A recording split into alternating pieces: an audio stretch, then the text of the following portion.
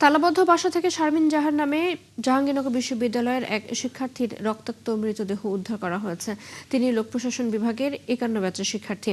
রবিবার বিকেলে বিশ্ববিদ্যালয়ের পাশে ইসলামনগর এলাকার ভাড়া বাসা থেকে শারমিনকে অচেতন অবস্থায় উদ্ধার করে তার স্বামী। এ সময় স্থানীয়দের সহায়তায় সাভার এনাম মেডিকেল কলেজ হাসপাতালে আনা হলে চিকিৎসক তাকে মৃত ঘোষণা করেন। শারমিনের মাথার ডান পাশে গভীর আঘাতের চিহ্ন আছে, কপালেও ক্ষত দেখা গেছে।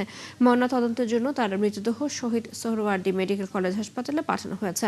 নিহতের স্বামী ফাহিম জানান, দুপুরে বাসায় এসে দরজা বন্ধ পান তিনি।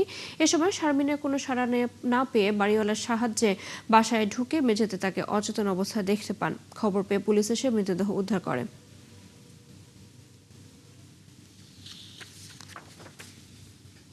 ওনার মাথার ডান সাইডের দিকে একটু ভারী কিছু দিয়ে আঘাত করা হয়েছে এরকম মনে হয়েছে। আঘাতের চিহ্ন পেয়েছি আমরা। বুকে একটু আঁচড়ের মতো দাগ ছিল।